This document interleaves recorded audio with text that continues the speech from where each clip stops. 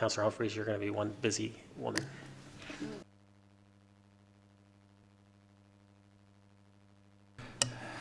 Thank you, Mr. Mayor.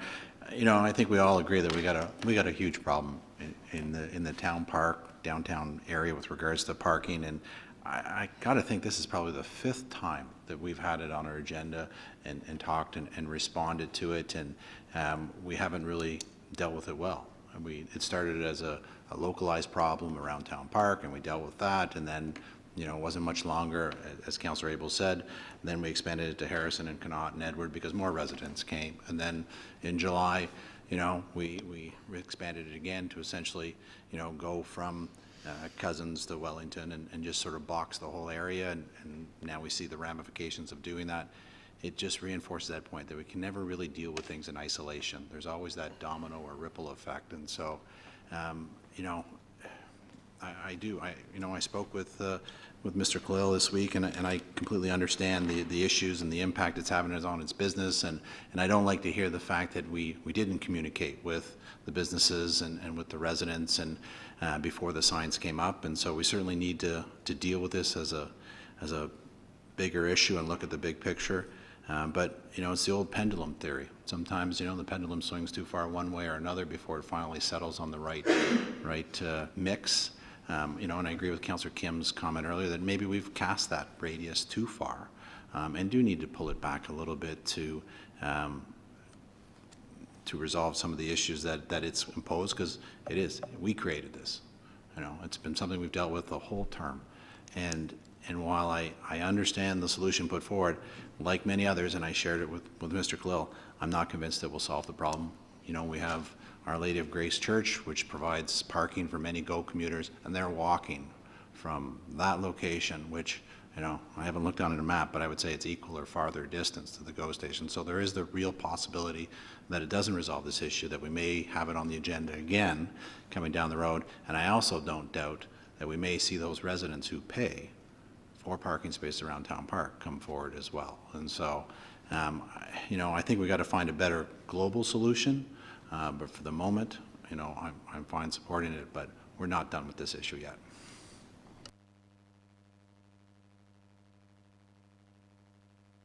Thank you, Mr. Mayor. I'd just like to say that I was at this table in 2004 when this issue came to council, and it wasn't solved then. So we have to congratulate ourselves as a council that we've tried, and we've you know, we've done some good things to try and correct the parking issue around Town Park.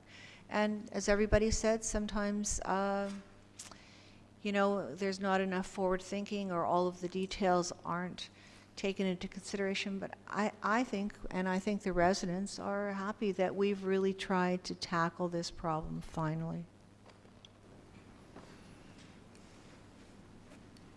Other speakers, Councillor Kim. Thank you, Mr. Mayor. You know, when I look at the map and I recall a communication from Mr. Simonauskas regarding an update for GO train parking at the Our Lady of Grace Church, and I believe the last I saw was that there were 15 cars parked, and you know, that's considering that Metrolinx booked well over 100, 150 spots. It's not being well used, and so I think that the net was cast too far south. I think I don't know anybody amongst the GO train riders who actually park down all the way down to Dunning. And through you, Mr. Mayor, to Ms. Van Leeuwen, have we had, because we've had so many of these meetings, I can't recall, did we actually have residents complain as far down as Dunning and Cameron and Cousins regarding GO train parking issues? Through you, Mr. Mayor, not that I can recall. The bulk of the complaints were coming from Harrison, Connaught Avenue. Yeah. And that brings me to the point was that I recall someone telling me that they have a neighbor living on Temperance in Tyler, which is maybe 600 meters away, but they still drive there. And so if people are driving and they're 600 meters away, I certainly don't think they're going to be walking when they're a full kilometer or more away when you that far south. And so I'm just wondering, I'm in support of the motion to have this exemption on Kennedy Street East and parts of Garnett. I'm just wondering whether we can still be principled to the original spirit of how we originally came to the decision by just moving the southern boundaries up to Connaught, and nothing really changes. So through you, Mr. Mayor, to Ms. Van Leeuwen, do you think that might be a all-around better solution than just cutting up? I'm not sure that's a fair question for Ms. Van Leeuwen, because Okay. once again, we're doing it on the fly. Okay. My next question then, through you, Mr. Mayor, to Ms. Van Leeuwen, is instead of having to change and amend bylaws that's already been made a bylaw, can we have a 1 year, 6 month or 1 year, I'm not sure what you call it, if I use a biblical reference, a year jubilee where you don't have to, the parking restriction doesn't apply until we have a final solutions, because I think we've heard that we're doing a lot of piecemeal things. Can we have, instead of changing the bylaw, can we have a 1 year moratorium until we can find, we don't want to, I don't want the bylaw to be changed every year, and when a new stakeholder complains about something, and rightfully so in this case. Are you comfortable answering that question? It would be my recommendation to amend the bylaw.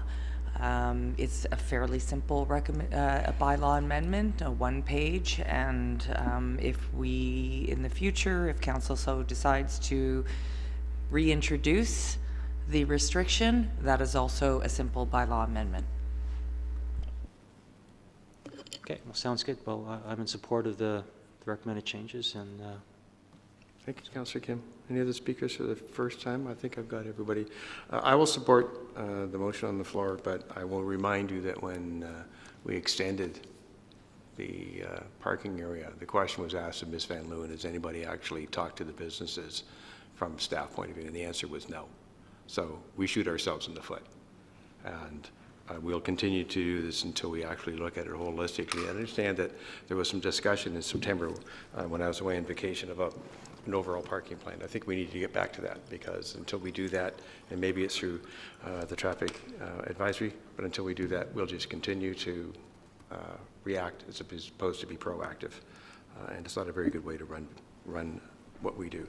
I've got Councillor Thompson and Humphreys for the second time.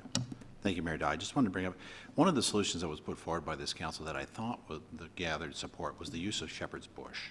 So have we made any progress with the conversations with all of those authorities on using Shepherd's Bush? And I'll direct that either to you or our CAO, Mr. Nadarozny, but there were some constraints with regards to Ontario Land Trust and so forth, but I saw it today and there's very few cars parked there. It's one of the closest parking lots to the GO train station, and certainly I think it's a better option than residential areas. So where do we stand with those conversations? Ms. Van Leeuwen. Through you, Mr. Mayor, we have engaged in conversations with LSRCA, who leases the land from Ontario Trust, and they are in agreement to allow for some parking to occur. I think they have agreed to approximately 45 spots.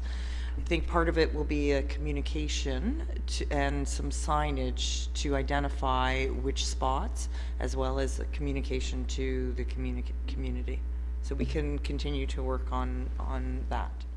Thank you, and I can only speak for myself, but I would encourage us to continue to accelerate those conversations and try and put that, into action, because I think it'll create some relief.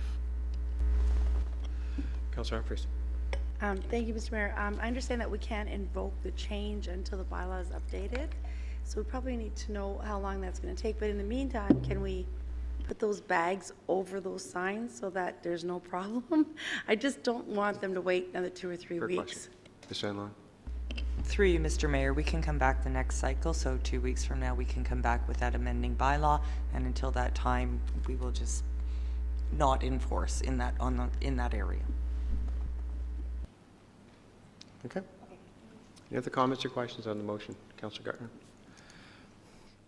That seems reasonable, except for the point that Councillor Maracas made. What happens if, and it may not happen, but what happens if the Go parkers decide to use that and then those spaces, and then it won't be available for the medical center? So can we do some enforcement in that area?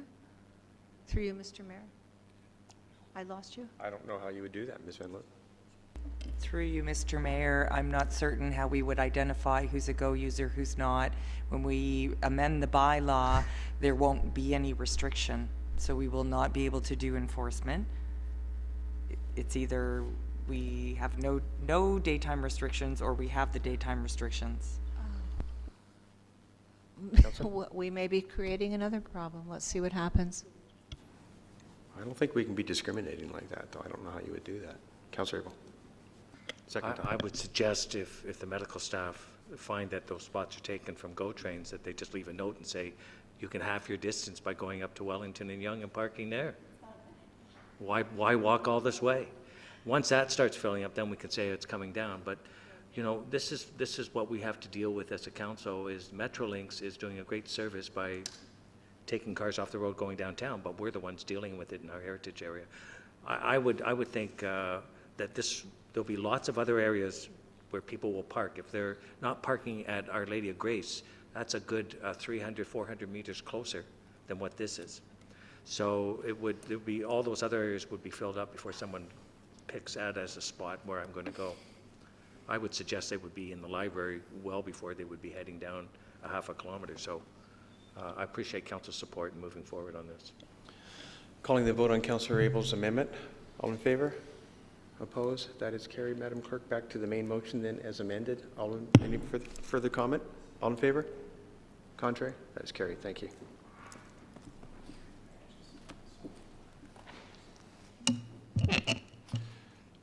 Mayor Dahl, Yes, sir. would it be possible to move forward the zoning bylaw, given that we do have a member of the audience who came last week delegating and is in the audience again this week? That would be item 8. I believe so. I know we have another member as well, but 1 sub 3 and 8, and that's comprehensive zoning bylaw and the additional information from Mr. Healy. So Councillor Abel, Councillor Thompson moving that forward. Second, Councillor Humphreys, all in favor of moving forward? Contrary? That is carried. Thank you. Councillor Gartner, you pulled both those items. Can we put them on the floor together, please? Because they do relate to each other. Thank you, Mr. Mayor. I can put them on the floor for information. That's the wrong motion there. Yeah, we've got item 1 sub 3, Linda, and then item 8. Item 8 is simply to be received for information, And 3? and 1 1 sub sub 3 3. is... Okay. I can't move this as is, so perhaps someone else would like to. Someone else move this, please?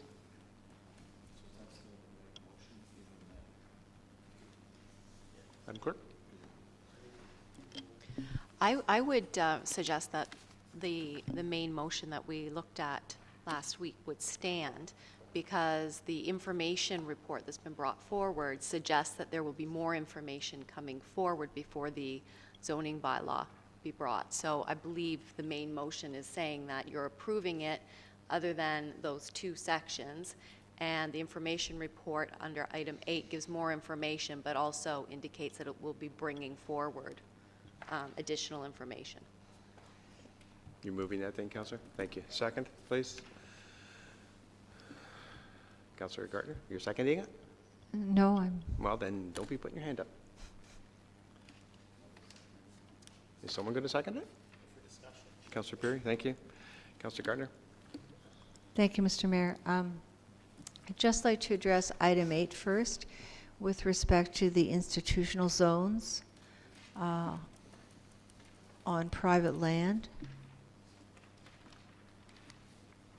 I spoke to Mr. Muno, or I emailed Mr. Muno, and he said, I was inquiring about the retirement home on Murray.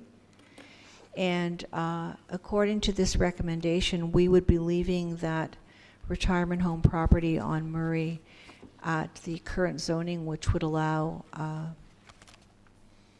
perhaps 8 stories, 18.5 meters. And I don't think that's appropriate in that residential area to leave that. So I don't disagree with the general statement, but I think that the institutional zone on Murray should be decreased. I'm not sure that I'm being understood. Okay. So I don't. Council hasn't passed item number 8 tonight, so I'm not sure procedurally what to do with this. We're just receiving item number 8, Madam Clerk. Through you, Mr. Mayor, yes, item 8 is just to be received. Thank you. With respect to the bylaw itself, this, I could just understand this draft bylaw is at council to be approved this evening. Through you, Mr. Mayor, to our clerk. Madam Clerk. I don't believe the draft bylaw is here to be approved. I think it was the report and the information in the report was to be approved, but I believe that was amended to exclude those 2 sections at General Committee last week. Could I ask Mr. Rumuno to comment? Certainly, to you, Mr. Mayor. The report before the November 1st report, the recommendation is that staff's review of the comprehensive bylaw be approved by council, and that we will be forwarding the final bylaw for council's enactment at a later date, likely early January. With respect to my additional information item, following the discussion last week, my recommendation now is to leave the institutional permissions and the height specifically as they currently are at the 28 meters. And with respect to the delegations for the Edward Street and Metcalf landowners, my recommendation is, we will consult with those residents, 11 of them, and determine whether, again, the 2 options there are either they maintain their existing employment zone, or we can rezone their properties to the appropriate residential zones reflecting the actual residential dwellings.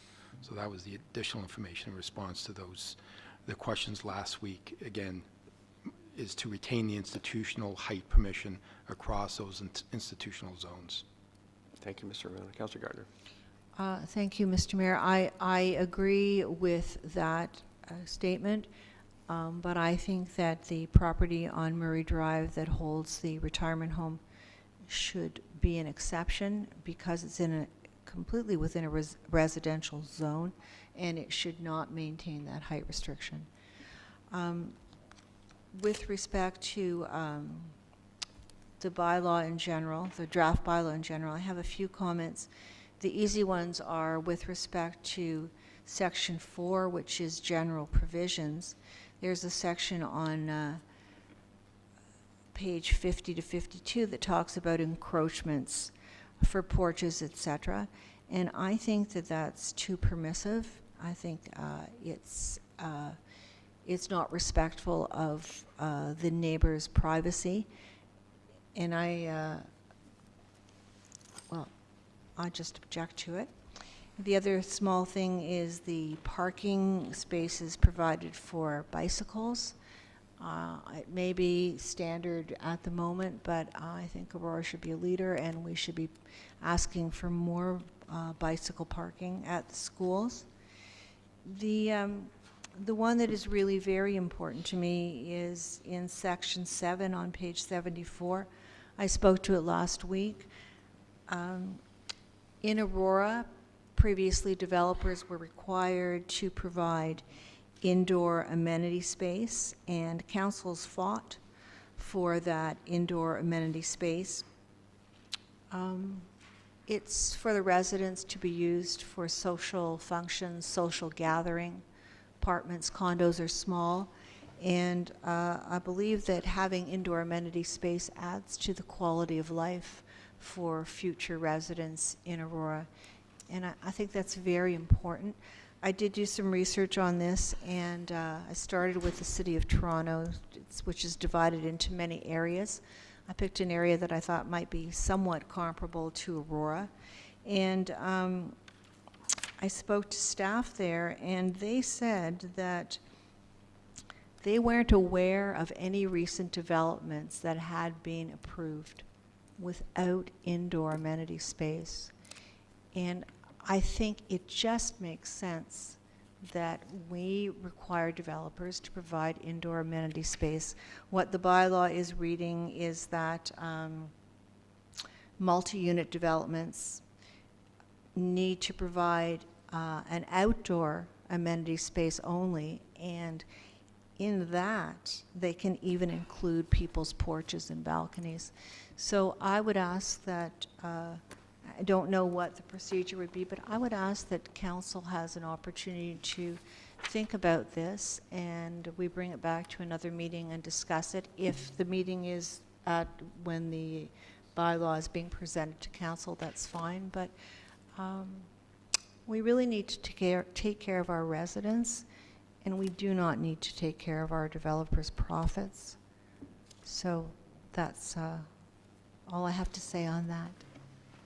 I beg your pardon, Councillor Perry, I can't. I make an amendment that we go back to the former policy that we used to require developers to provide indoor amenity space at whatever that ratio was. I believe it's a ratio per floor space, either unit or floor space. Thank you, Councillor Perry. Would anyone like to second that amendment? Councillor Abel. Thank you. Mr. Ramuno, could you put some metrics around that for us, please? Through you, to you, Mr. Mayor. Mayor, I think Councillor Gardner is referring to, we do have a revised amenity area requirement for an apartment zone where it says, 12 square meters per unit of amenity space shall be provided, and it stipulates indoor or outdoor. So we can certainly report back. I understand Councillor Gardner's concern about ensuring that a certain amount of amenity space is provided interior to the building. So when we come back in January, we can certainly provide some additional information and perhaps some options or alternate requirements for the amenity area for council's consideration. Thank you, Mr. Ramuno. Councillor Thompson, Councillor Perry. To the amendment. Thank you, Mayor Dahl. To the amendment, I certainly understand Councillor Gardner's concern, but I'm hesitant to support the amendment only because, staff have made a recommendation. They have the expertise, so I'd like to understand why they are recommending that change. And so, I'd like to see some information from staff, and I hear Mr. Ramuno is talking about bringing back that report, or at least something that speaks to that, either, electronically or when the bylaw comes back to us in January or whatever. So, while I respect Councillor Gardner's opinion on it, I just would like to understand why staff have made that recommendation and have all the facts before making a decision. So for the moment, I can't support the amendment. Councillor Perry. And just to clarify, when I prompted Councillor Gardner to make an amendment, she had just finished saying that she would like council to take a look at it, and the amendment was made to make a change. I'm not prepared to make a change, but I'm very much prepared to take a look at the issue that Councillor Gardner has brought up. And I think it's only fair to take a look at it. So I was wondering if Councillor Gardner could amend her amendment. To. Mr. Mayor, thank you. Thank you. Councillor Perry, thank you, Mr. Mayor. I would ask the clerk's advice on this. Of course, at the end of the day, I would like it to be amended, but I certainly think that it's appropriate that we have a discussion at the table before that is done, if it is to be done. Through you, Mr. Mayor, I would take this as a direction for staff to review this section and bring it back with the comprehensive zoning bylaw. You're not making a decision tonight to change the section. You are looking at a recommendation from staff regarding that. Thank you. That's the amendment. So have you got, Councillor Maracus? We can treat that as a friendly amendment as long as Councillor Abel agrees to it, It was Councillor as the Perry. seconder. That's right, it was Councillor Abel. I apologize. I thought, no, it was Councillor Perry that wasn't it? It's a friendly amendment to her amendment, just to make sure that it clarifies that it's a direction to staff. Okay, to the amendment, please. Thank you, Mr. Chair. I was just curious, because if all we're doing is just giving suggestions and direction to Mr. Ramuno to come back, do we actually need an amendment? He's just going to take everything that we say tonight, and he's going to bring it back with, and work in what we've asked him to do. So I'm just curious whether we actually need an amendment. What makes it official? Madam Clerk? Through you, Mr. Mayor, we did a formal motion to separate the other two sections, so I would recommend if you want this formalized, we do it by motion. If there's no further comment, all in favor of Councillor Gardner's amendment? Contrary? That is carried. Thank you. Any of the speakers to this? Councillor Maracus, Councillor Abel. Thank you, Mr. Chair. Yeah, I just, as far as item number 8, the for information, I mean, I have no issues moving forward with the majority of it, but I do share some of those concerns as Councillor Gardner with the height staying in the institutional at 28, just right across the board. I mean, I fully appreciate, and I thought that we were looking at making an exemption for the 2 that were asking for the exemption, and everything else was going to change under the new zoning. So, I definitely would not be in favor of just leaving it across the board, because if we leave it, I mean, I'm just thinking the issues we had with the seniors residence on Murray. I mean, who knows what happens? 10 years from now, maybe they sell it and some guy comes in and says, hey, you know what? I can build 8 stories. I'm going to knock this thing down. I'm going to build a condo here. Well, it's going to be for seniors residence, but still 8 stories. So, and so that could happen. And so why should we put ourselves in that predicament if we look down the road? So, I mean, we've all said that. When they came in, we said to ourselves, we all looked at each other and said, you know what, this is an old, outdated zoning bylaw. There's nothing we can do. Our hands are tied. It is, but if we can change it, we'll definitely change it. Well, here we are, we want to change it, and now it's coming back and saying, just leave it the way it is. And while I appreciate Mr. Ramuno coming back and giving it that way after we said, we want to make this exemption for the 2 that were coming forward, I'd prefer to see us just making those exemptions just for the 2 that we need to, and make the necessary changes down to I think it was 15 or 18. Just a couple of comments, because I think if we're going to do this, let's do it right, get it done with, because probably chances are we're not going to change this for another 20 years. So we need to get it done right. 50 years. Councillor Thompson, I think. I'm sorry, Councillor Abel, Councillor Thompson, pardon me. Hasn't happened in a while. Thank you, Mr. Mayor. The same concern, I brought it up last week. For 28 meters, for an institution used like a church, I could see a steeple rising 90 feet. However, if they're going to put in residence at 28 meters, that means we're allowing 9-story buildings. And I thought we had a maximum of 6. So I wanted that sort of addressed. So I would like that, if they're going to build residence, it should only be the maximum, which is 6. If they're going to build their chapel and they want to put a spear up to the top so it hits that, I'm all for that, I get it. But as soon as we say 28, then we got little St. Andrew's Church there at Victoria and Moseley. We're going to say, you can put that, any developer's going to go, that's a 9-story opportunity. And so we're drastically changing the landscape. I think the way it was meant in the old times was just basically, they weren't really thinking of a senior residence 9 stories. They were thinking of building their mass up to that sort of area. So the one on Lacey Street, I don't see a 9-story residential seniors building there. I mean, we have a maximum of 6, but because they put a chapel on it, they get to do that. So I would like some clarification on that. If there's an exemption on a smaller area, say on Yonge Street at Tyler, where it's on a main road, I get it. But if it's going to come into our heritage area or down into some of the other urban settlements that are very stable, I don't support it. I would like some clarification on that. Mr. Ramuno? We're talking specifically to the items that was referred back. Yeah, which was referred back to Mr. Ramuno. Mr. Ramuno? Certainly. To you, Mr. Mayor, with respect to the institutional zone and the permissions, places of worship are permitted in seniors building. Residential buildings aren't permitted, but retirement centers or senior buildings are permitted. In the current zoning bylaw, and, you know, attachment 1 identifies all the privately owned lands that are zoned institutional, which all have a height permission of 28 meters. And the way the bylaw is currently worded is, you know, place of worship, a church, or a seniors building can be constructed 28 meters.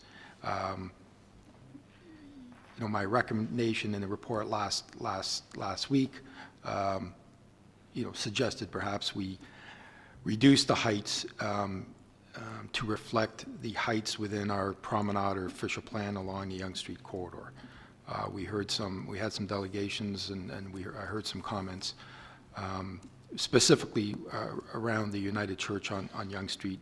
They provide, and so has the Wellington Street property, the Lutheran Church. They have been meeting with staff over the past year or so. They haven't made formal applications, but I think we saw some conceptual plans last week that they presented to council that they're both interested in proceeding with redevelopment of their sites with a place of worship and with a retirement building, and they want the flexibility to take advantage of the existing zone heights of 28 meters. They will be required to submit a development application to facilitate that development. But again, if council wants me to go back and to recommend restricting heights, we can do that. But we've heard from those applicants that they do have existing zoning in place. So it's a question of whether we work with them when they come in with their site plan application and try and reduce those heights to where it's more complementary with the surrounding area context. So again, I'm in council's hands with respect to direction. My recommendation was at this point to keep the height permission, as they currently exist in the zoning bylaw, which again is 28 meters. Thank you, Mr. Bruno. Councilor Abel. Done? I'm fine with that, but I made my point. I could see them asking for an exemption, but we should put those guidelines in. I'm all for looking after residents for our seniors, but I'm also very cognizant of the landscape and the building elevations that we have, because that makes us completely vulnerable, and I never thought of it existing until these were brought forward, that they want to put 9 stories in. I mean, 9 stories at Wellington and McLeod or at Moseley, it doesn't seem right. When we have a promenade study and everything else, it says it's 6 stories, and we'll bonus 7 if they put in some features. So I would like that spelled out, Mr. Ramuno, in your further report. I know you're already working with something. I don't want to get us in trouble, but I can see that this would tip a precedent, and we'll be doing one after another after that. Councilor Thompson. Thank you, Mayor Daw. Similar to what we just did with amenity space, I'd rather see this come back when the full bylaw comes back in January, and we can make that decision at that time with some little additional information. But, as I said last week, to me, the United Church, I'm comfortable with grandfathering them. They're currently zoned for 28 meters. They have an application that's imminent, and so, I think they are the exception to the rule.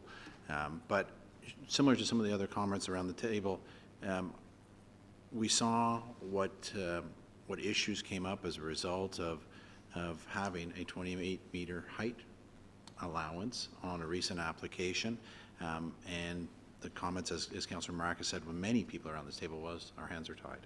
So, I'd rather see that restriction that you had in place previously and allow the council of the time to deal with those applications when they come forward and make a decision whether or not to allow those, I guess, zoning bylaw alterations or amendments if it's appropriate, rather than the reverse and giving them 28 meters and the council of the day dealing with those applications just like we did. It said our hands are tied, because we see in site plan applications, requests for, amendments to the zoning provisions all the time, and we make decisions whether we agree with it or not agree with it. And so, in that case, I'd rather err on the side of caution, have as it was presented last week, and then you can deal with it on a case-by-case basis. But, my concern specifically was the applications and the delegates that were before us, specifically United Church, that they should be grandfathered, they should be allowed. Today, if they dropped an application into Mr. Ramuno's office, they could build to 28 meters. That's what it allows. And so whether it's today or 4 weeks from now, I don't think that should change for them, because it's a reasonable request. And so I hope that whatever happens with regards to receiving for information, that the direction from staff to the United Church is crystal clear. Because, I think we all would like to see them move forward with their application and the rebuilding of the church on Yonge Street.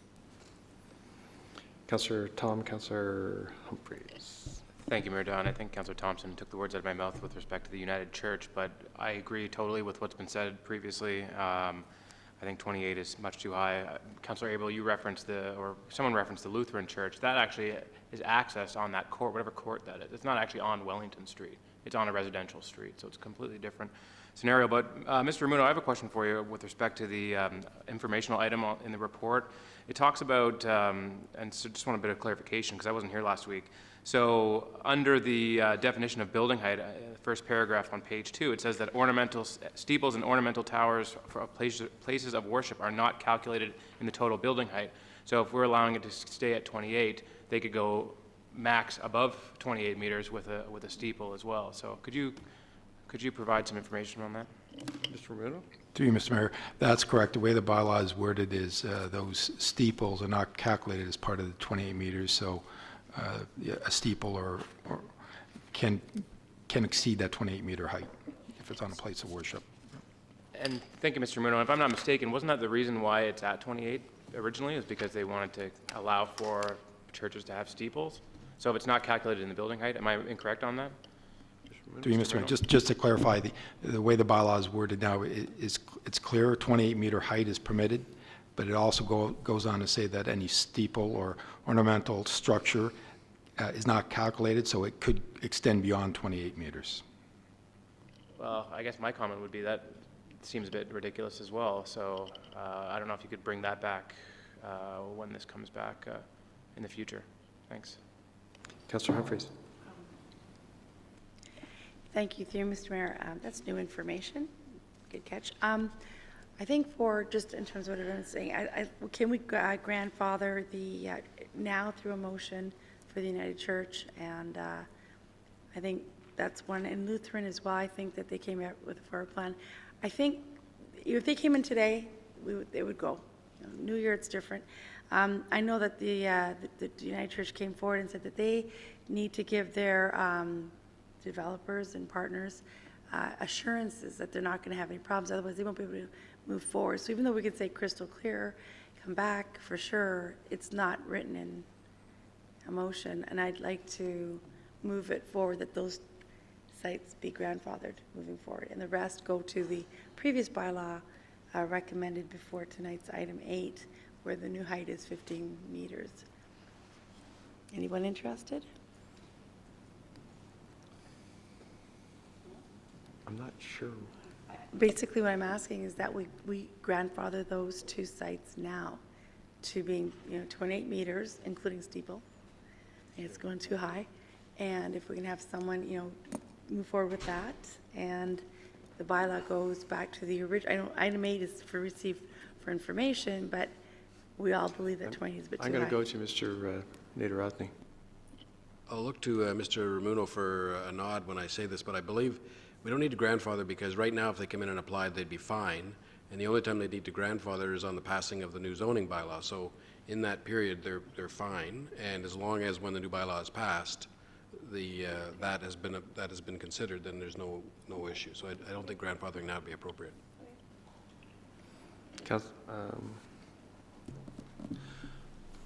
Other speakers to, well, where are we, Madam Clerk? So I would say when we move forward, we said we were combining items 3 and 8. So I would say that we would be looking at receiving report PBS 16067 and PBS 16098, and that staff review the comprehensive zoning bylaw, review of the comprehensive zoning bylaw be approved with the exception of the matters relating to the institutional height provisions and the proposed zoning bylaw change for the properties on Metcalf Street and Edward Street, and that staff be directed to review the former policy that provides for indoor amenity spaces and report back to council, and that the implementing comprehensive zoning bylaw be presented at the future council meeting for enactment. Okay. Everybody comfortable with where we are in that? Well, I was just going to suggest that could we have Mr. Ramuno take this as direction to come back to us before we actually get the bylaw coming back to us with a quick report which would encompass the issues that were just raised, and we can deal with that at that time, because I think everything else we seem to be okay with. So if we can assume that direction is coming out of this, Mr. Ramuno, are you good with that, Madam Clerk? We're okay, so we could move forward with this based on that direction. So just so I understand, so the delegates who came last week and who are here in the audience looking for some sort of finality won't get it? They'll have to come back for a future one? Well, they wouldn't get it until we pass the zoning bylaw anyways. But can we not give them, I mean, they're spending money developing plans, they're coming forward, all that stuff. I think there needs to be some communication to them so they have some assurances that they can proceed, and surely we can give that tonight. Mr. Ramuno?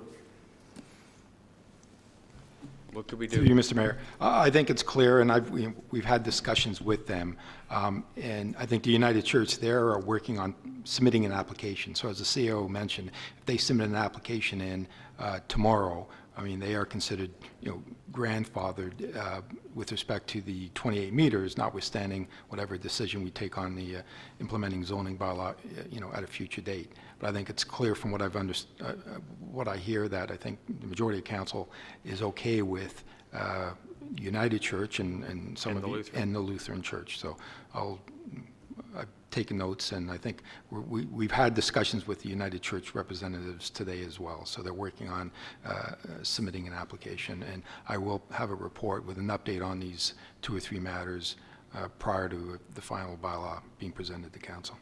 Councillor? Yep. Okay, well, you've done twice, Councillor Gartner. Councillor Maracas? Yeah. Everybody's, I think, pretty sure. Councillor Maracas, quickly, please. Yeah, thank you. I was just going to say, I think we're all comfortable, from my understanding, with the United Church. I don't know if we're all comfortable with the Lutheran Church at 9 Stories that we saw there. So I just wanted to throw that out there. Councillor Abel? I feel exactly the same. I don't know if there's a site application going through or anything, but I'm very supportive of moving forward with the Lutheran, very supportive of moving forward with the United, but I am not comfortable at all going forward with Lutheran. I don't know how far along they are. I think they were just asking that that amendment be taken. I don't think they're in a position to put in a site application or anything along those lines. So they should be advised that it may only be 7 instead of 9 in their plans. Mr. Ramuno? Through you, Mr. Mayor, the United Church are definitely further ahead. The Lutheran Church, there was the first conceptual plan I had seen from them is what they submitted to council last week. But I'll continue to have discussions with both groups. Okay, so you'll be in touch with both groups? Yep. Thank you, sir. Any other comments or questions? Councillor, please, quickly. Just for clarification to Councillor Tom's comment, so that would mean that the United Church could do 8 stories plus they could have their steeple rising above that? Mr. Ramuno? Through you, Mr. Mayor, yes, but based on the plans I've seen, their steeples or church towers do not extend beyond the height of the proposed retirement home. And you'll be looking at that when you come back to us with that report? Will do. Thank you. Thank you, Mr. Mayor. Okay, calling the vote. All in favor then, please. Contrary? That's carried. Thank you very much. 1 sub 2. Will someone move that forward, please? Councillor Abel? We just move I'll move forward. as is. Second, please. That's the music thing. Councillor Perry, thank you. I'm sorry, who pulled that? Councilor Maracus.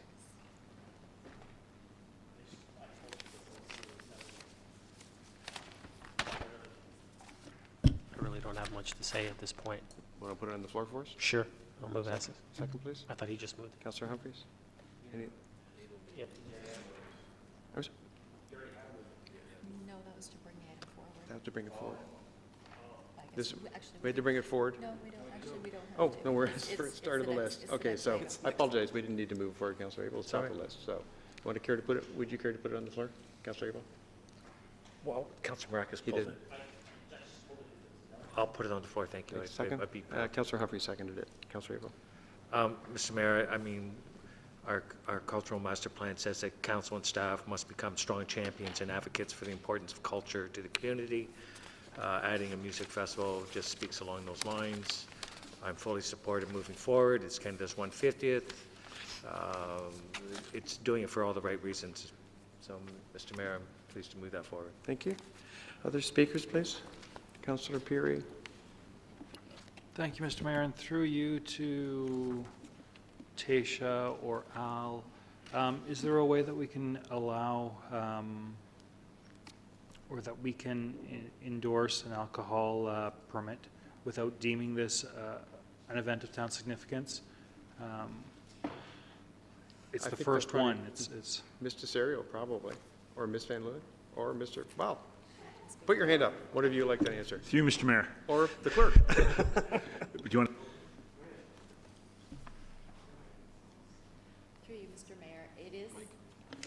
Through you, Mr. Mayor, it is a recommendation in order for us to provide a letter to the Alcohol and Gaming Commission that the event be an event of town significance. That's the actual wording that we have to For put them? in the letter in order for them to For submit, the to get the AGCO? special, yes, to get the special occasion permit. So it is specific wording that we have used that wording in the past for other events, and if they are looking to get this type of permit, it is required for us to provide that support. Councilor? I think it's also in our policy, isn't it? Other speakers, please, to this? Councilor Gardner? Thank you, Mr. Mayor.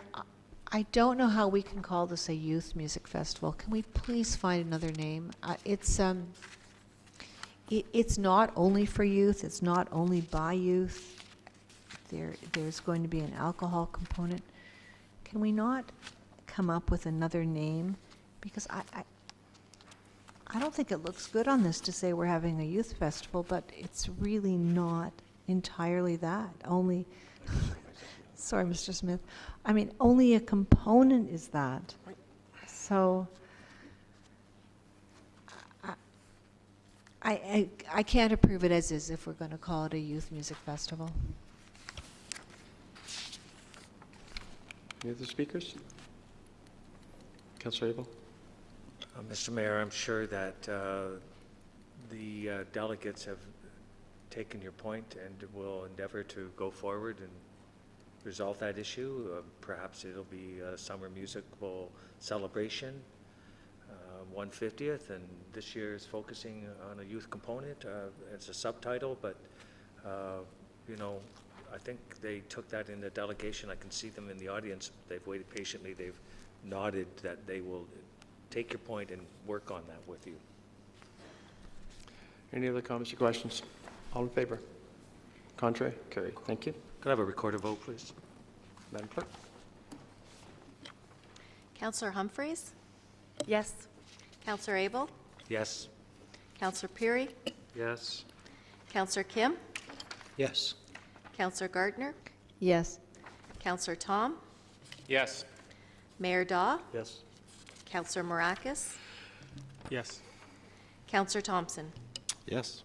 The motion carries. Thank you very much. Councillor Tom, item 1 sub 8. The 2017 draft study. I'm not going to be able to move it. Okay. Motion, please, from someone? Councillor Abel, thank you. Second, Councillor Peary. Councillor Tom, back to you. Thank you, Mayor Dow. My question is for Mr. Downey, who's chatting away right now. Mr. Downey? Mr. Downey, could we, I'm looking for you, Mr. Downey.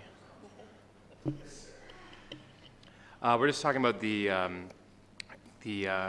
capital sheet for item 8.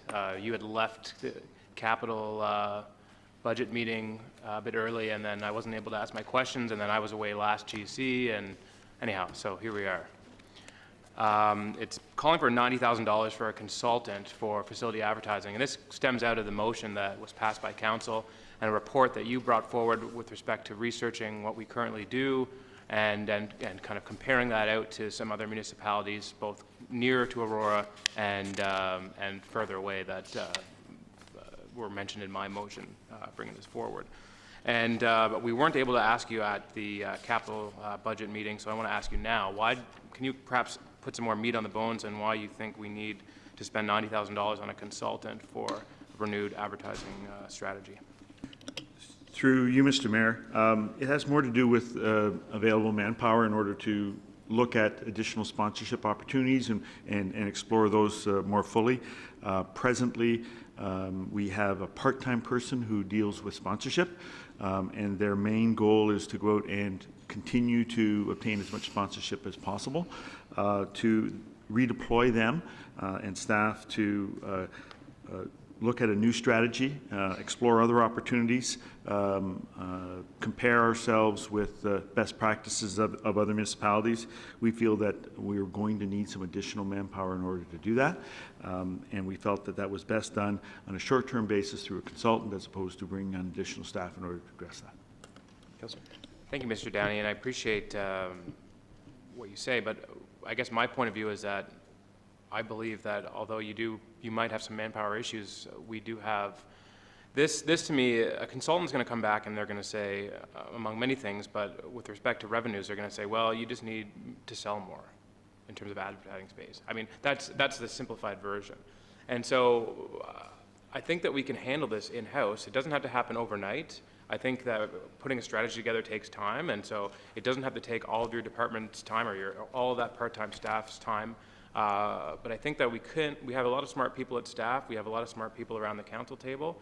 We can come up with a strategy for advertising in-house that utilizes current resources, and we don't need to spend $90,000 to do that. Now, I brought this forward. I would like to see us have a renewed strategy. So I'm not trying to delay or you know, to stop the idea from moving forward. I just think that we do have the smarts and the abilities within staff to get this done without having to spend 90 grand on a consultant. That's my opinion. I know you've just offered a different one, and so I can appreciate that. But I really truly believe that if we have all those councillors who are interested in chiming in on this and relevant staff members, we can come up with a strategy that will increase revenues and do a better job at arena and facility sponsorships, but we don't have to spend the $90,000. So I appreciate your response, but that's why I'm not in favor of moving forward with this, and so I'll be voting against the motion. Other speakers to the issue, please. Councillor Gardner. Thank you, Mr. Mayor. Through you to Mr. Downey. Mr. Downey, can you remind me, there was something in the budget, and I believe you were asking for that part-time position to be changed to a full-time position? It wasn't quite that straightforward, but there was an ask to have additional manpower in the department. Mr. Downey? Through Mr. Mayor, without opening up the budget, I believe that was in the special events division as opposed to sponsorship. We're looking at, we have a part-time special event. As part of the corporate restructuring, we were asking for that to be uplifted to a full-time position, but we weren't asking for additional staff resources with regards to sponsorship. What's one of the reasons that we were looking at the $90,000 for consulting services. Thank you. I thought the sponsorship and the special events information was all together. So the person that you're asking to have hired would not have nothing to do. There's no, with that extra person or that extra half-time position, there is nobody in the department that could work on the sponsorship? Through you, Mr. Mayor, no, I didn't say there'd be nobody. We could redeploy staff resources in order to do this. One of the concerns was A report was asked by council for us to come up with a new strategy on how to deal with sponsorship. We felt there was at least some urgency or timeline associated with that. I'm hearing from the discussion that there doesn't seem to be an urgency in order to do that. So if it does take a longer period of time in order to develop those strategies and present those to council, there seems to be a comfort level with regards to that, and we're certainly okay with that. With regards to the special events, they do have a sponsorship component, but that is strictly for sponsorship of our special events, and we're talking about an overall sponsorship within our facilities, so, and that's a different staff resource. Thank you. Councillor Abel, Councillor Thompson. Thank you very much, and Councillor Tom, thank you very much for bringing that. We passed that on consent last week, and I'll be honest, I didn't grasp what it was. So I'm glad to bring it forward now. Through you, Mr. Mayor, we had the naming of the rink in the SARC. I think Toyota was one, and that was, through you, was that from the staff, Mr. Downey, on your staff? Through you, yes, we have the FAF Arena and the Toyota Arena, and we also have the Canadian Tire Pool Aquatic Center. And that is just fantastic. If we keep going along those lines, I think we can hold off on this consultant strategy to move forward. So I'm, again, appreciative in time of restraint and efficiencies of our staff of staying put right where we are. To me, we're heading in the right direction. I know a couple of people within our community that volunteer come to mind that could give some great ideas. And I don't mind sharing those names with you. Maybe we could review this if it becomes an issue. But I like Councillor Tom's approach, and I'll be moving along the same line as him and not supporting this, even though I moved it. Councillor Thompson. Councillor Kim.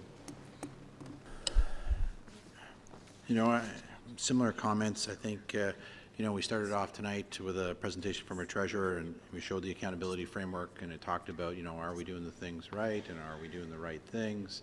And I believe that certainly, you know, sponsorship is a topic we should be delving into and looking into, but I'm a little hesitant to go to a consultant at this point in time and spend the $90,000, because I'm not convinced, like Councillor Tom brought up, that they're going to say or point us in any direction that we can't find out on our own. And so, you know, I mean, if it's a question of staff resources or redeployment, then I think we got to look at, you know, are we doing the right things, and is it better to utilize some of our staff to pursue this as opposed to some other things? And I guess I'd like to understand more the challenges of why we don't think we can achieve it internally and have to go outsource it for an external. I would like to see us explore it internally first. Councillor Kim. Thank you, Mr. Mayor. I find that normally when you hire a consultant, you hire them for two reasons. One is for their unique skill sets or expertise, and the other is to gain industry knowledge and industry trends. And I think in this area of selling advertising space, I don't think you necessarily need a particular skill set, because I think there's, you know, as Councillor Tom mentioned, there's sufficient skill in that area internally that we can leverage. And in terms of industry trends or an industry report, I don't think that is necessarily needed to determine where we can sell ad space. I think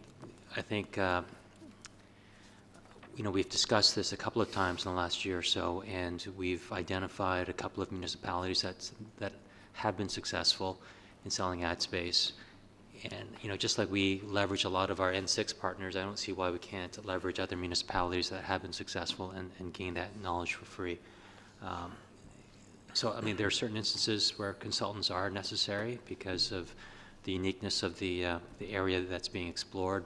But I think advertising is an area, I mean, it's, I'm not saying it's an easy area, but I think there's, you know, sufficient successful municipalities that we can leverage from. And I don't certainly think we need industry trends or any kind of report from a national or global perspective to that will justify a consultant. So I don't think I can support that at this time. Thank you. Mr. Downey, could you give us a sense of, if we spend $90,000, what would be the budgeted revenue from this? Through you, Mr. Mayor, certainly my expectation is that if we were spending this much money, we'd be bringing more than that back into the municipality with any new initiatives. The question is what those new initiatives might be, and having an opportunity to explore those new initiatives. As I say, it is something that we could perform in-house, but I was under the understanding that council wanted us to address this issue sooner than later. So I wanted to make sure that we had sufficient resources attached to it. If there is a comfort level that this could go through 2017 and perhaps be presented in 2018 to council with regards to alternative sponsorship, we're more than happy to do that. As they say, we have limited resources to continue on with our sponsorship, and we were happy to look at pursuing this project, but I couldn't put a time frame on it at this point until I had an opportunity to have a discussion with staff and determine what level of commitment would be required on our parts in order to bring back to council a report that I felt was going to address new sponsorship opportunities, what other municipalities may be using those, what were the successes with regards to that, what kind of revenue streams were they bringing in, what were the issues related to dealing with that. Certainly talking to some of our community partners and exploring opportunities that they would like to see looked at and may be of interest. There's a number of avenues that we would want to look at prior to bringing a report back to council so that you get a full picture of what opportunities may or may not exist within the municipality, and council can then select which ones they would like us to continue to pursue or new options that we might be looking at. Thank you, Mr. Downey. We've got two more speakers for this time, Councillor Maracus, Councillor Perry, and then I'm going to call for the vote because I think there's a general agreement that we're not interested in moving forward. Yeah. Councillor Maracus. Thank you, Mr. Chair. Yeah, I was just going to say that, you know, what, consultant, $90,000, I'd prefer to we get someone in a position and have them sell, because when it comes down to it, I mean, I agree with Councillor Tom. When it comes to this, I don't think the consultant's going to tell us anything we couldn't put someone in a position to sell that wouldn't do on their own. Go out and sell it. And so what we need is a couple of good salespeople to get the advertisements. And, you know, and they can do their work and they can figure out where, you know, what would be good places to put it, the boards, the whatnot, and all that, and they figure it out. But so that's, for me, I'd prefer to spend that $90,000 in a staff position and have them do the work instead of getting a consultant, and the consultant's going to end up just telling us, you need to hire someone. So I just think it's a waste of time to get a consultant for this. I agree. Thank you, Mr. Mayor. And it's very easy to bash consultants, often with good reason. But through you to Mr. Downey, I do still have some questions. The first being, Mr. Downey, just to confirm you have full faith in your team's ability to complete this work by themselves. Through you, Mr. Mayor, yes, I think we can complete it. However, it will be an extended time frame. Okay, you just jumped into my second question. And through you, Mr. Mayor, I know you were reluctant, Mr. Downey, to give us a timetable, and you said you weren't able to, but what are we looking at now? If this study was going to get complete in 2017, is this work done through your department going to be done in 2017? Is it going to be done in 2018? What's the time frame? Roughly. Through you, Mr. Mayor, I can see it being presented to council in 2017, hopefully in time for some budget implications for 2018, but that would be my best guess at this point. So if that's the conversation we're going to have around Mr. Downey's team is capable of getting this done, Mr. Downey's team likely, instead of having this done within 3 to 4 months, it'll be done by the end of the year. Who knows how fast we were going to move on getting the consultant to do the work. I have no issue in letting Mr. Downey's team do the work, but I do think those questions were very important to ask.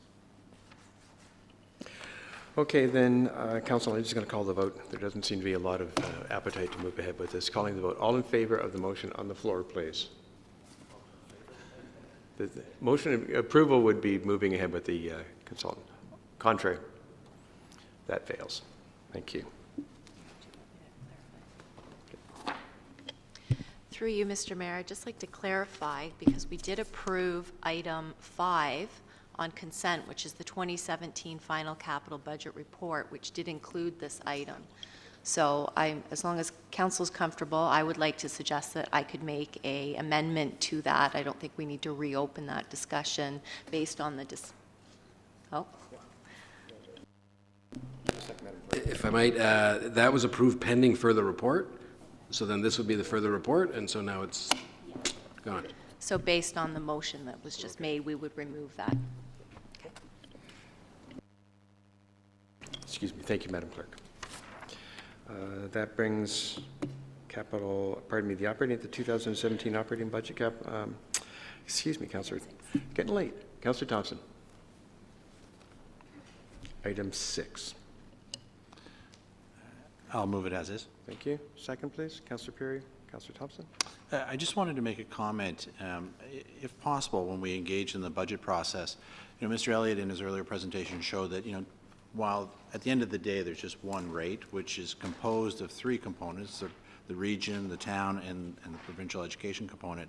I wouldn't mind if we, as an agenda item in our budget discussion, start talking about fire and whether or not we want to see fire split out of the budget and shown as a line item, because it is unique in the sense that we have a joint fire service with Newmarket. The employees are Newmarket. Essentially, this town council doesn't have a lot of input on the budget discussion, so to speak. It's done through a committee and then come here for finalization. So I don't want to open up the discussion tonight, but I just thought that I wanted to make that comment that perhaps we could put it on a future agenda while we're going through our budget process. Mr. Downey, could you take that under advisement then, please? I'm sorry, Mr. Elliott. Excuse me. Let's pick on Mr. Downey night. Certainly, Mr. Mayor, we will work with the clerks and get that on the pending list for budget. Thank you. Any other comments on that item? Calling the vote then. All in favor? Opposed? That's carried. Item 7, Councillor Perry. Thank you, Mr. Mayor. My computer's decided to reset itself. So for the first time in a while, I am using some paper. Through you, Mr. Mayor, I will move this recommendation. Thank you. Second. Councillor Maracus, thank you. And Mr. Mayor, I'm just wondering what your thought process was behind Councillors Thompson and Humphreys. I think they're ideal candidates. I think they'll represent council well, but just wondering how you came to this conclusion. Both Councillor Humphreys and Thompson were involved in the original strategic plan that we did 2011, 2012. Both have been involved in their respective businesses, so they both bring a different perspective to that. And last but not least, they both expressed interest in being on the committee when we announced this a few months ago. I have full faith in the councillors. I'll express a little bit of disappointment, but that I wasn't selected. I think I'm probably not the only one, but with that said, I look forward to the work coming back to us. Thank you, Councillor Perry. Any other comments? Councillor Abel? I thank Councillor Perry for asking that question, because I don't think we were invited to express any interest, and I did participate in the original strategic plan. So, but I'll take solace in the fact that we're always welcome to attend any committee meeting, and I'm hoping that we will at least be informed of any scheduled meetings so that we can participate. Any other comments? That's a question, Mr. Mayor. What? Will we be advised of the schedule? Yeah. Thank you. Any other comments? All in favor? Contrary? Carried.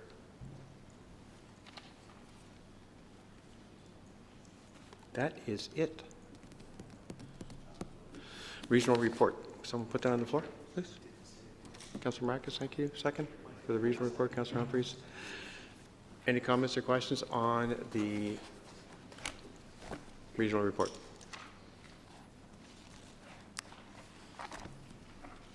Calling the vote. All in favor? Contrary? Carried. New business general information, Councillor Marcus.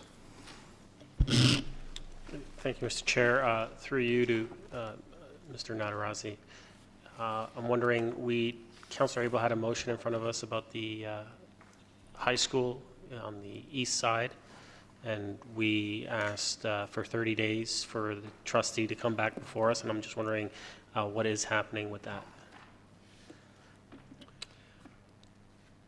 Through you, Mr. Chair, I have been trying to make contact with the school board so far. They have given me a date of, I believe it's November 25th, for a meeting to begin the discussion. But that's all I've been able to achieve thus far. While I appreciate that they finally made contact, we did set a timeline of 30 days. And so I think that it would be imperative for us to have that issue back in front of us within 30 days, because I think all the residents are expecting us to make some decision in that 30 days. So maybe if we can put that in the schedule to make sure that that issue can be on the agenda within that 30-day time frame, regardless of whether they decide to come forward or not. I think it's our duty to make a decision on that, because that's what the residents are expecting us to do. Through you, Mr. Mayor, in the absence of any other activity, I mean, we're not going to have that meeting. We're not going to have a meeting with the trustee, obviously, within the 30-day time frame, if they're not going to meet with me until the 25th to even talk about it. So the only thing I would suggest is that we just simply put it on the next council agenda.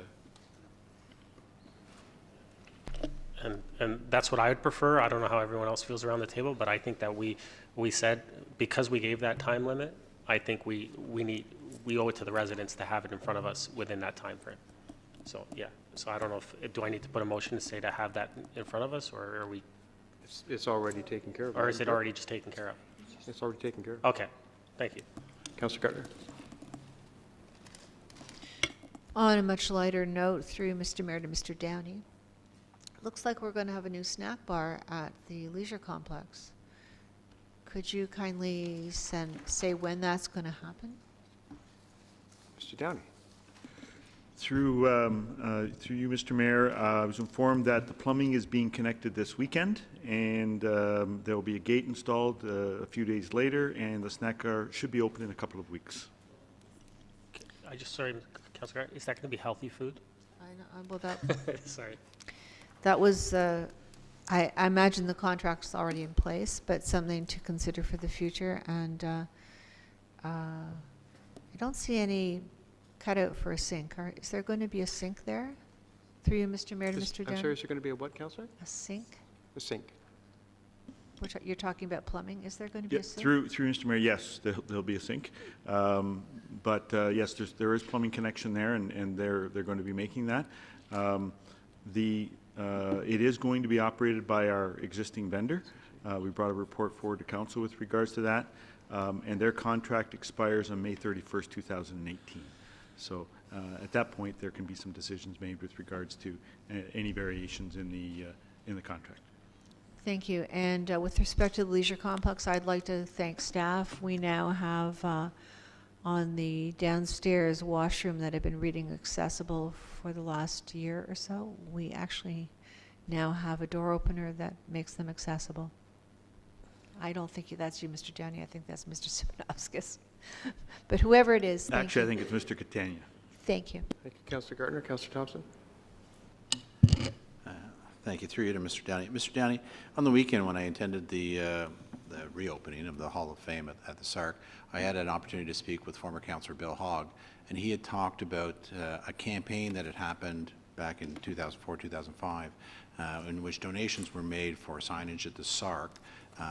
And so I guess through the Mayor to you, what's the status of that? And can you speak about, I guess, what the intent of those funds were to be used for? Mr. Jani? Certainly. I received an email from Mr. Hogg as well. I haven't had an opportunity to discuss this matter with the treasurer as of yet. It was called the Spirit. Aurora Spirit was the fundraising campaign, and contributions were made by various individuals. We have been in touch with all of those individuals, asking whether or not they wish to continue on with the sponsorship, or whether or not they wish to have a refund. We have not presented an option with regards to how we might make a presentation. So if you wanted to continue to do that, how could that be done? Mr. Hogg, in his email, suggested that perhaps he would like to then redivert it to a contribution towards the Sports Hall of Fame. I think that's an excellent idea and something that perhaps we should be pursuing. But I have to find out exactly what the status is of all the donors, and I haven't been able to do that. As I said, I haven't had an opportunity to talk to the treasurer to find out how many outstanding contributions there may be and how complicated it would be to transfer funds from the funds that we have right now into the Aurora Sports Hall of Fame. So that is something I am exploring. Great, and I think that, we've all seen the wonders that have, in terms of the transformation at the SARC, but, one of the quick comments was, well, now we've done the back of the house, let's keep moving towards the front. And so I think there are some opportunities to look at about utilizing those funds for something to do with the SARC and the Sports Hall of Fame. And so I look forward to hearing more about that information, because certainly it was news to me that there are some funds set aside that have been sitting dormant for a fair bit of time, and I think that this is a worthwhile project for them to consider whether or not they want to utilize for their donations. Councillor Abel. Councillor Humphreys, Councillor Tom, Councillor Kim. Thank you, Mr. Mayor. The last few GCs in council, I noticed that there are no page numbers on the reports. Was that done intentionally? I know within the item there's page numbers, but it'd be nice to get the page numbers back for the whole report. I'll have the clerk answer that. Through you, Mr. Mayor, the current system we use to produce the agenda is very old, and we upgraded some of the computers for the staff in that area, and the system doesn't work. So we've gone back to a previous system that doesn't have page numbers, but the new agenda management system that we're implementing will have full page numbers on everything.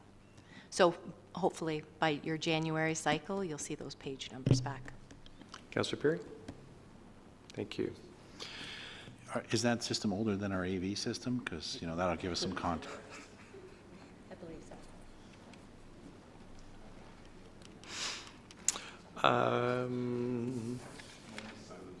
Bylaws. Thank you. Bylaws, please. Councillor Perry, second. Councillor Thompson, comments or questions on either of those three bylaws? Councillor Gardner. It's just a quick comment. 591816 is about designating a heritage property, to heritage. And I was wondering if in the future we could add a picture or a site map or something so that the public could easily see what property we're talking about. Mr. Bruno? Okay, thank you. Thank you. All in favor then? Contrary? That's carried. Will we be reporting out? We're going into closed session now. Will we be reporting out? Okay, so motion to move into closed session, please. Councillors Thompson and Maracus, all in favor? Opposed? It's carried. Sorry, Linda. I don't think we'll be long.